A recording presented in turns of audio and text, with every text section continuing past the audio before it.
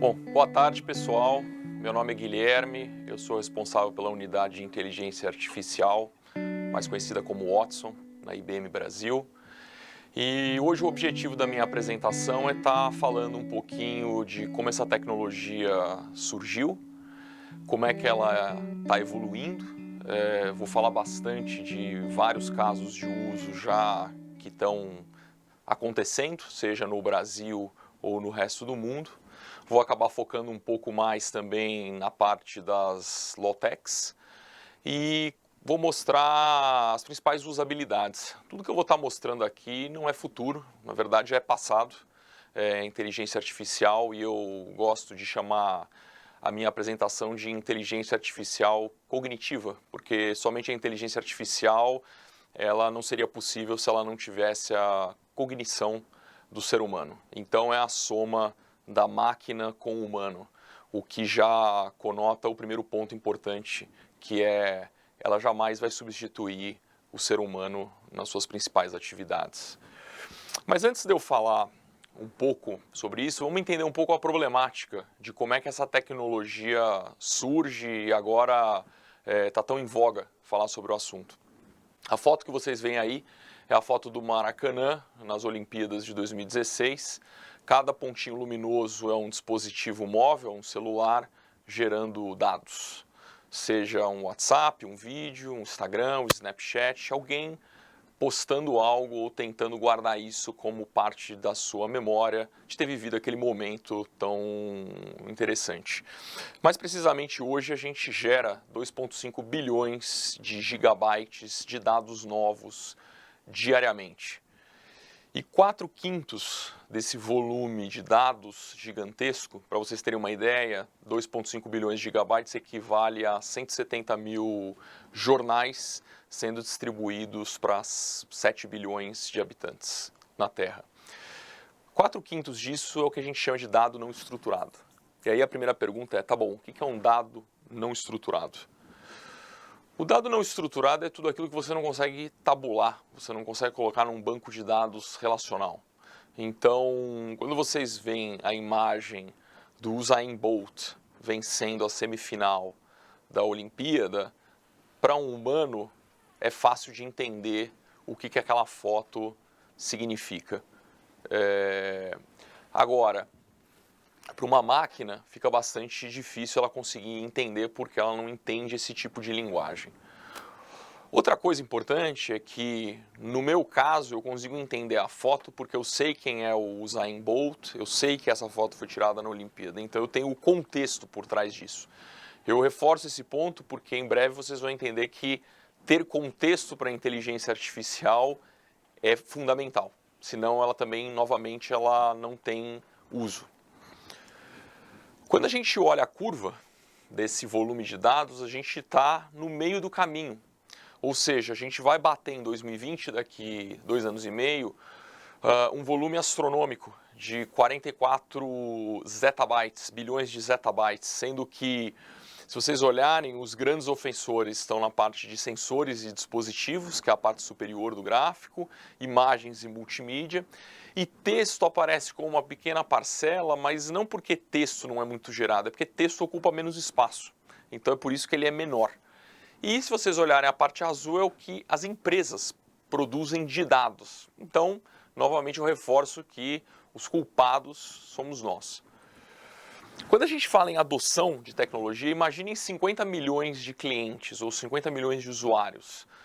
O telefone levou 75 anos para ter isso, o rádio 38, o PC 16, a TV 14, a internet em 4 anos tinha 50 milhões de usuários, o Facebook em 3 anos e meio, o Angry Birds em 35 dias e o número 1 é o Pokémon GO, um aplicativo para crianças de realidade aumentada. Em 19 dias ele tinha 50 milhões de clientes. Hoje o Pokémon GO tem 120 milhões de usuários ativos brincando e caçando Pokémon por aí. Essa foto aqui, e agora eu volto 20 anos na história, 1997, é a foto do Kasparov. Aqui, no caso, é a foto de quando ele perdeu a partida de xadrez para o Deep Blue, um supercomputador que a IBM construiu e programou ela para jogar xadrez. Xadrez é um jogo estatístico, é um jogo com movimentos específicos e um jogo de estratégia. O que a história não conta é que o Deep Blue perde o primeiro jogo para o Gasparov. E aí a dúvida é como é que então o Gasparov vence a máquina. Na verdade, o Gasparov venceu a máquina porque logo de início ele percebe que o Deep Blue sempre estava 3, 4, 5 movimentos na frente do movimento que ele ia fazer. Porque ele estava olhando e processando todas as possibilidades que o Gasparov poderia fazer. Então o Gasparov resolve não seguir nenhum tipo de critério baseado num grande enxadrista. E aí com isso o Deep Blue ele se atrapalha literalmente e o Gasparov vence a partida. No segundo jogo, o Deep Blue ele muda a estratégia. Aí não teve nenhum programador da IBM que foi lá e pediu para ele mudar a estratégia. Ele simplesmente mudou. Em 6 movimentos ele derrota o Gasparov. E aí ele fica com essa cara um pouco desolada, não sabendo muito bem o que aconteceu. E isso surge a faísca no laboratório da IBM de que então se uma máquina foi capaz de mudar um comportamento, talvez ela seja capaz de ser treinada e talvez ela seja capaz de poder trabalhar de uma forma muito parecida com o ser humano. Quando a gente olha a evolução da unidade de Watson, o projeto começou em 2006, ele foi apresentado ao mundo em 2011, num game show americano chamado Jeopardy. Então a gente treinou o Watson para jogar o jogo, tá? Ele é um jogo com temas variados, só que ele é um jogo invertido. O tema ele é colocado em forma de resposta e o jogador ele tem que fazer a pergunta que se refere àquela resposta, ou seja, é uma lógica mais complicada. Here we go.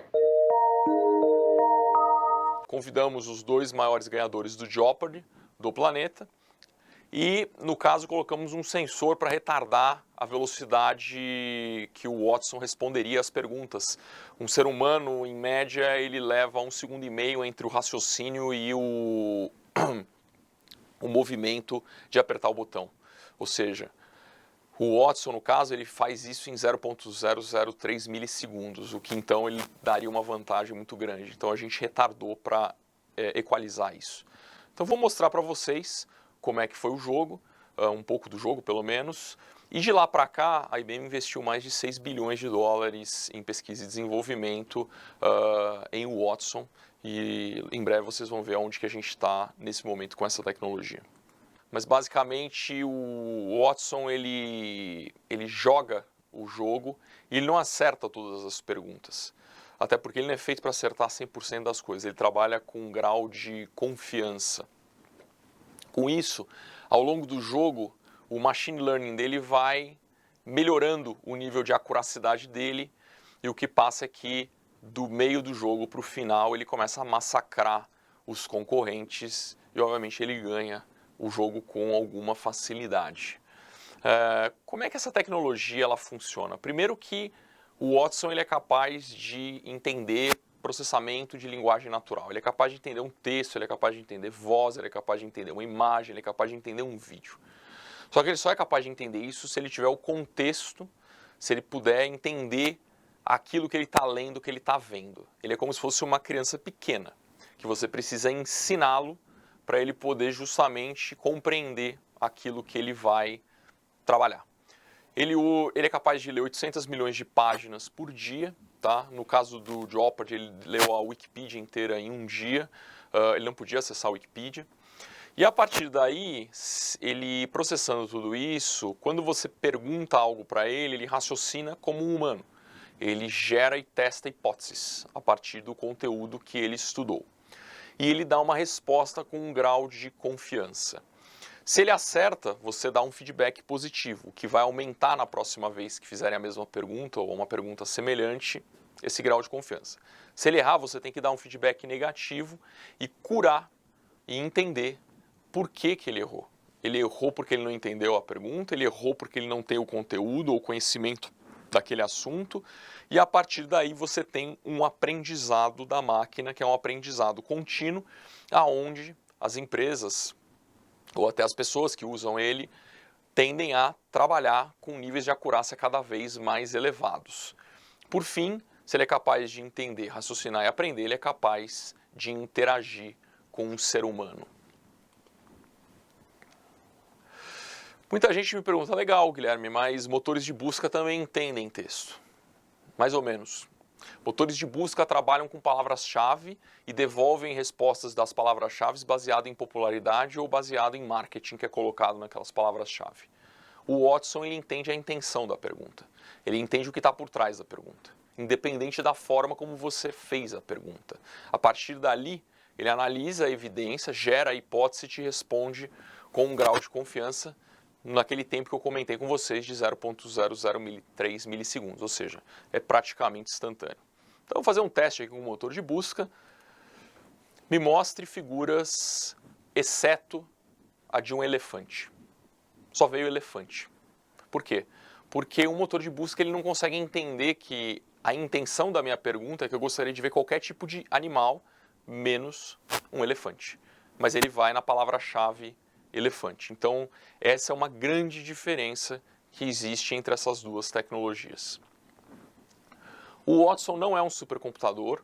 O Watson ele é um conjunto de microserviços, conhecidas como APIs. Cada microserviço tem um caso de uso específico, tem um caso a resolver, uma problemática para se resolver. Esses microserviços eles estão numa plataforma da IBM chamada Bluemix, é uma plataforma aberta, qualquer um de vocês pode se cadastrar, www.bluemix.net, e lá você vai ter diferentes APIs, não somente de Watson, mas com APIs de Analytics, segurança, clima, IoT e por aí vai. E, obviamente, as APIs de Analytics. Essas APIs, elas, como eu disse, elas têm casos de uso distintos. Então você pode trabalhar com uma API ou várias APIs. Depende do qual é o problema que você está buscando resolver. Então você tem APIs, por exemplo, de análise de personalidade humana. Talvez para uma empresa que esteja querendo entender sobre as pessoas que trabalham, ou contratar alguém, ou até você entender melhor o perfil do seu cliente ou do seu consumidor, entender a personalidade dela utilizando a API que se chama Personality Insights, possa fazer sentido. Você coloca textos da pessoa que foram publicados na internet e a partir desses textos, utilizando uma metodologia chamada Big Five, ele te devolve quais seriam as características mais marcantes dessa pessoa. Existem inúmeras APIs, essas APIs elas vêm crescendo, né? É um ecossistema aberto, novas empresas estão trazendo APIs novas, a gente faz um critério de avaliação para ver se essas APIs elas estão condizentes com a qualidade e segurança que a IBM prega, e a partir daí novas APIs podem surgir dentro da plataforma de Bluemix. Então, quando você vai trabalhar com essa tecnologia, é como se fosse uma grande colmeia ou um Lego. Você pode começar com uma pecinha para resolver um pequeno problema, ou você pode construir o Lego do tamanho que você quiser, dependendo do tamanho do problema que você queira abordar. O ponto do desemprego, que muita gente fala que essa tecnologia vai substituir todo mundo e que ninguém mais vai ter trabalho, a gente já passou por algumas revoluções, né, industriais, e dizem que essa é a quarta. E uma coisa interessante no último estudo que saiu é que cada tecnologia nova gera, né, ou ruptura digital gera 3 novos empregos. E realmente a gente tem visto uma quantidade de novos profissionais surgindo e uma procura por esses novos profissionais bastante grande. Profissionais que tenham conhecimento em machine learning, profissionais que tenham conhecimento em inteligência artificial, ou até mesmo profissionais que tenham expertises específicos em determinadas áreas de uma empresa, porque esses serão os curadores do Watson, esses serão aqueles que irão treinar, porque eles têm o conhecimento. A pessoa que tem o conhecimento de machine learning, ela entende da lógica por trás do Watson, mas quem entende da problemática é o expert. No caso de um advogado, né, o expert é o advogado, é o juiz, e não a pessoa do machine learning. Então, quem vai treinar o Watson? O advogado. De preferência, o melhor advogado que você puder ter na sua empresa, porque quanto melhor o expertise, melhor vai ficar a sua solução. Quando a gente olha casos de uso, hoje a gente divide em 4 grandes áreas, pelo menos são as áreas que são mais procuradas pelas empresas, que é melhorar a experiência do seu usuário, escalando assim a interação humana, melhorar o nível de descoberta, liberando respostas e insights através de dados não estruturados, redes sociais, melhorar a forma como você toma decisões, compreendendo esses sinais desses dados não estruturados e, por fim, você pode incorporar essa cognição em diferentes dispositivos, robôs, carros e por aí vai. Quando eu falo de experiência de usuário, aqui vem alguns casos, né? Então, eu tenho aqui alguns exemplos de startups. Eu ia mostrar alguns outros exemplos. Mostraria primeiro grandes empresas usando o Watson. Empresas brasileiras, como a Hyundai, como a Via Varejo, como a Sky, como a Algar e como muitas outras que nós temos. Mas eu gosto também de mostrar que hoje no Brasil nós temos mais de 90 startups usando nossa tecnologia. Então, alguns exemplos. A Micasê, uma empresa de Porto Alegre, criou a Mica, que é um assistente cognitivo para noivos. Então ela organiza todo o processo de você organizar um casamento, desde lista de convidados até lista de presentes, lua de mel e por aí vai. Dr. Cuco é um enfermeiro cognitivo. Ele então acompanha o dia a dia daqueles pacientes que têm doenças crônicas, que precisam tomar remédio com bastante frequência, dizendo qual é o melhor horário para tomar o remédio, como tomar o remédio, inclusive dizendo para o médico se o paciente está tomando realmente o seu remédio ou não.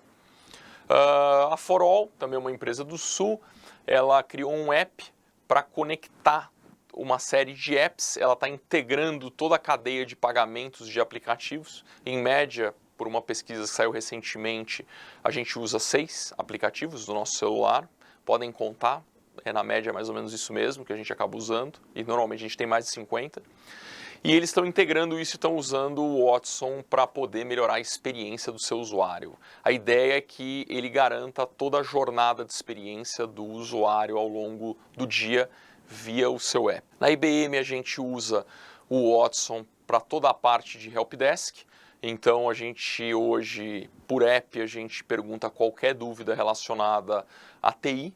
E o Watson ele responde para nós de uma forma muito rápida, de uma forma muito didática, o que facilita muito a resolução de um problema e que também tira toda a carga de trabalho do pessoal de TI nesse tipo de serviço que não é um serviço tão nobre e eles podem estar focando em outros tipos de trabalho em prol da IBM. Nós também usamos o Watson na parte de RH, para tirar dúvidas relacionadas a recursos humanos agora. Então, por exemplo, folha de pagamento, 13º, plano de incentivos e por aí vai. Então, novamente, você tira uma carga de trabalho dos profissionais de RH, trabalhos repetitivos e passa a ter eles produzindo outras coisas mais interessantes. Eu iria comentar aqui, iria mostrar o vídeo da Pinacoteca do Estado de São Paulo, que vai até o dia 5 de setembro. A gente colocou o Watson lá para 7 obras de arte. Então você vai na Pinacoteca do Estado, interage, conversa com o Watson, pergunta para o Watson qualquer coisa relacionada àquela obra, ele te responde dando o contexto daquela obra, dando algum dado técnico sobre aquela obra, fazendo às vezes até algum tipo de piada. Para vocês terem uma ideia, quando a gente inaugurou a Pinacoteca em abril, o Watson era capaz de responder 7.000 perguntas aproximadamente. Hoje o Watson, 3 meses depois, é capaz de responder mais de 50.000 perguntas das mais variadas possíveis. Não só perguntas, como até mesmo comentários. Segunda grande área, a área de descoberta. Aqui a gente está falando de melhorar ainda mais o serviço de atendimento ao cliente, ouvir melhor e retirar informações de forma mais inteligente das redes sociais e finalmente usar isso para insights dentro das suas pesquisas. Grandes bancos já entraram nesse mercado. O Bradesco foi o pioneiro. O Bradesco, inclusive, é a maior instalação de inteligência artificial do planeta, então a maior instalação está no Brasil. Literalmente o Watson ele conhece todos os produtos e serviços do banco e hoje eles usam o Watson para ajudar toda a população do banco de forma interna a perguntar para o Watson qualquer coisa relacionada a novos produtos, novos serviços, metodologia, processos do banco. Eles vão expandir bastante a usabilidade do Watson em breve. O Banco do Brasil também já está num estágio bastante avançado conosco, utilizando o Watson principalmente para a parte dos aplicativos móveis que eles têm lançado com alguma frequência aí no mercado. A North Face também é um caso interessante. A North Face ela tinha um problema que era a devolução dos casacos. Quem comprava online, 50% das pessoas devolvia o casaco. Não porque o produto é ruim, mas porque a North Face tem 60 mil tipos ou variedades de casacos. Então a chance de você comprar um casaco errado, ou não aquele que você estava procurando, é bem alta. Então aqui o Watson, juntamente com a Weather, nós compramos a Weather Company, que é a maior empresa de clima do mundo, pelo menos do ponto de vista de informação. A gente vai traçando uma jornada através de uma conversa com o cliente que está buscando o casaco, perguntando que tipo de casaco ele está procurando, para que ele quer usar o casaco, aonde que ele vai, que data que ele vai, porque aí com os dados de clima da região, você consegue dizer se ele precisa de um casaco mais pesado, menos pesado, impermeável, não impermeável. E isso trouxe não somente um aumento nas vendas da North Face, como também um maior engajamento no seu website e uma redução de mais de 50% das devoluções dos casacos. Tá? Projeto simples de ser entregue, porém bastante eficiente. E no jurídico, né, que gera pouco dado, né, todo dia, uma série de processos novos surgem, normalmente são processos extensos, textos enormes, uma linguagem diferente. E se você treinar o Watson para poder ler e entender esses textos, te dar um resumo daquilo, te dizer talvez qual é a probabilidade daquele processo ser ganho ou ser perdido, ou talvez dizer se aquela comarca ou aquele juiz ele tem uma tendência maior para dar o caso favorável para um lado ou para o outro. É possível fazer já isso. Inclusive nos Estados Unidos eles já fizeram, como as leis lá são diferentes das nossas, não dá para aproveitar, mas a Ross, ela criou um super advogado inteligente. De novo, a ideia não é substituir o advogado, a ideia é você ter um conselheiro, um advisor do advogado, para o advogado poder tomar uma decisão mais rápida, mais assertiva e de forma muito mais inteligente, embasado em uma série de informações que dificilmente um ser humano seria capaz de tê-las, até porque o volume de dados que a gente gera, como eu mostrei no começo, é imensa. Na parte tributária, fiscal, também é uma área interessante no Brasil, que tem talvez não, é o país que tem a maior carga tributária e a maior complexidade dentro de leis e tributos do mundo. Então imagina você treinar o Watson para ele poder entender de toda a parte de impostos, de taxas, e ajudar então as empresas a fazer a conferência se aquele produto está com o tipo de alíquota correta, fazer um match com o SPED.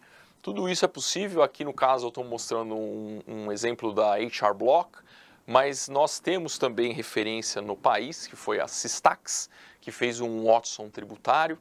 Eu tive num evento recente falando com pessoas de contabilidade, também existe uma aplicabilidade imensa, até porque toda semana saem SPEDs novas com mudanças fiscais e tributárias e que novamente fica difícil um profissional, e normalmente o nosso tempo é bastante precioso, se manter atualizado de toda essa mudança que ocorre constantemente ao longo de todo o ano.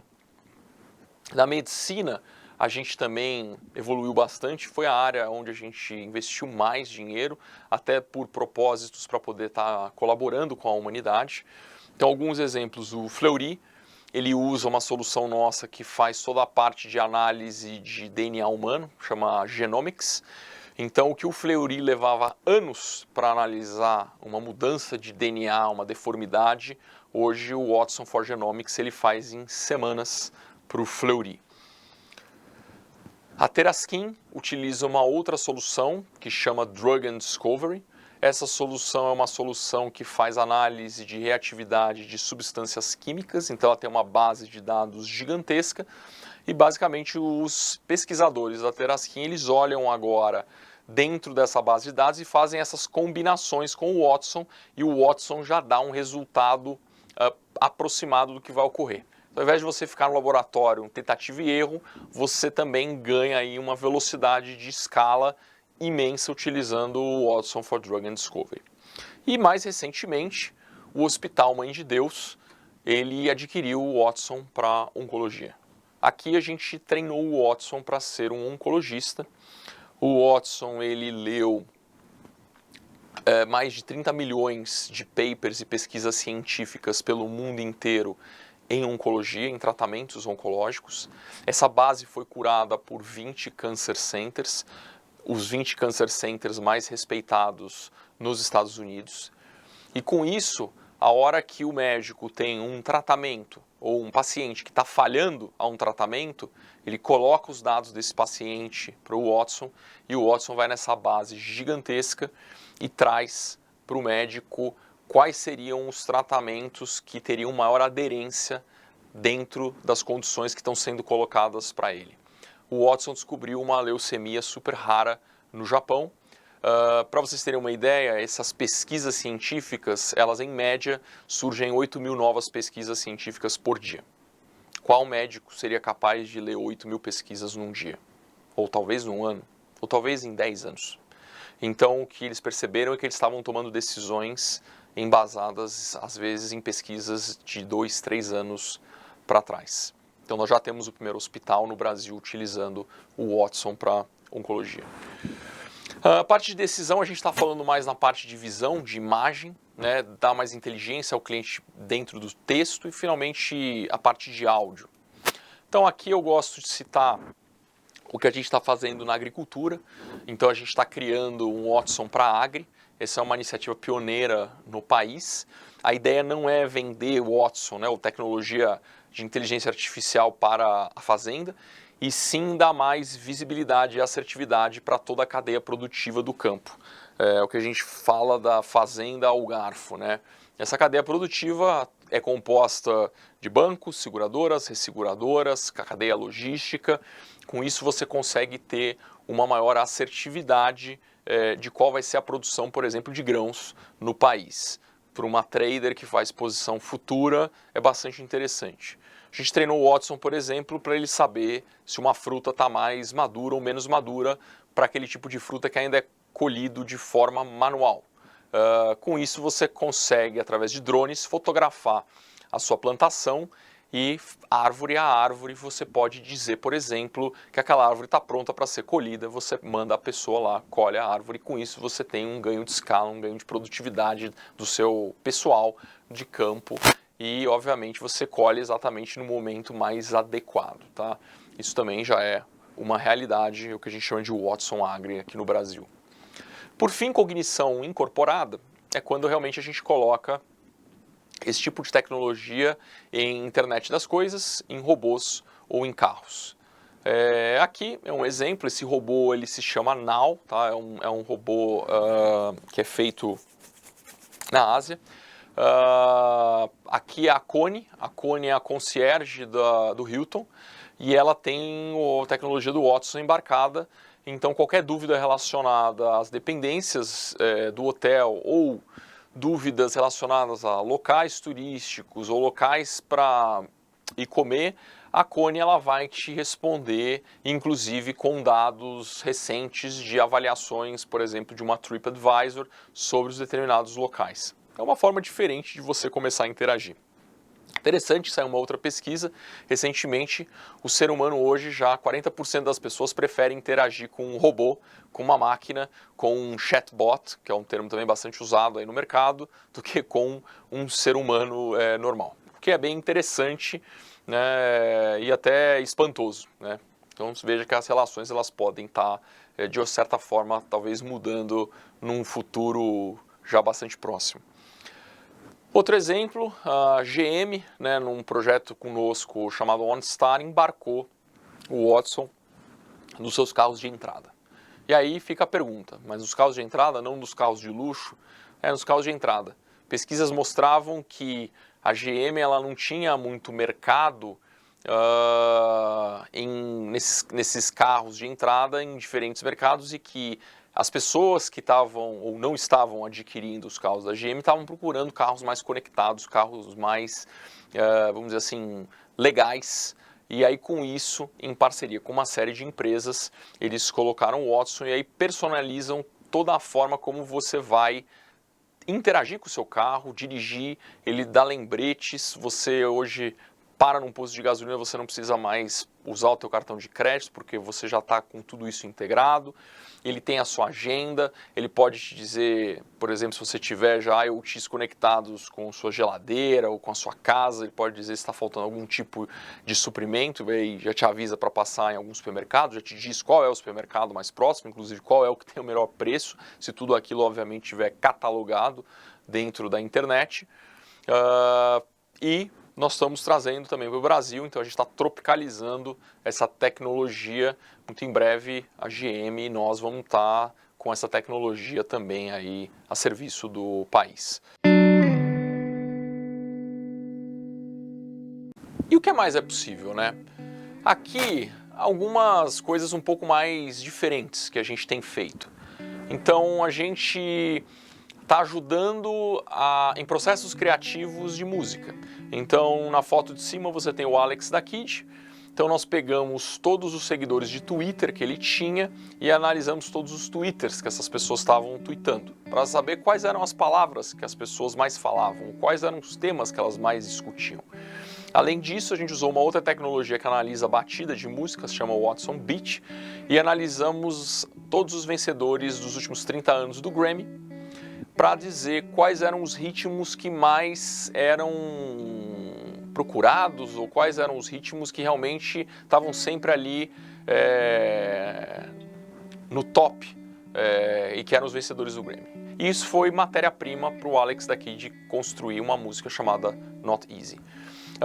Na Colômbia, o André Cepeda, que já ganhou o Grammy, está construindo também uma música com o Watson nesse mesmo tipo de processo. Nós fizemos também já um trailer de um filme de terror chamado Morgan. Então o Watson foi treinado para entender emoções das pessoas assistindo os 100 melhores filmes de terror das últimas 2 décadas. E a partir dali ele assistiu o filme Morgan.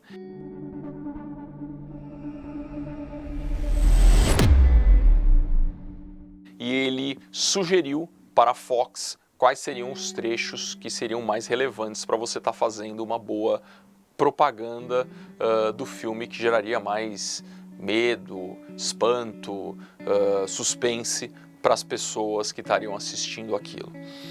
Por fim, a gente também tem feito bastante coisa na parte de arte, né? No caso aí, uma parceria com a Marquesa, a gente fez um vestido cognitivo que ele muda de cor conforme a análise de sentimentos que as pessoas estão demonstrando nas redes sociais. Ao passo que a gente também fez isso com uma escultura em Barcelona, seguindo esse mesmo conceito de análise de sentimentos. Então, o que as pessoas estão sentindo ao ver aquele vestido ou aquela obra, a obra ou o vestido responde para elas com a cor que mais sugere aquele tipo de sentimento. Então, é uma forma um pouco diferente de você trabalhar o sentimento das pessoas e saber se aquilo realmente está agradando o público ou não está agradando. Isso foi usado agora recentemente em Wimbledon, é usado em uma série de jogos, esses grandes campeonatos eles já estão usando isso para poder saber exatamente o que as pessoas estão falando, o que elas estão sentindo em relação àquele espetáculo que elas estão vendo. Isso acaba dando muito insight para você melhorar a tua programação, melhorar como é que você vai interagir com o teu usuário na ponta e garantir uma audiência cada vez maior. E com isso, eu encerro a minha apresentação. Agora a gente vai ter 2 minutinhos de break e aí a gente volta para responder a dúvidas e perguntas que vocês possam vir a ter. Muito obrigado pelo tempo e atenção.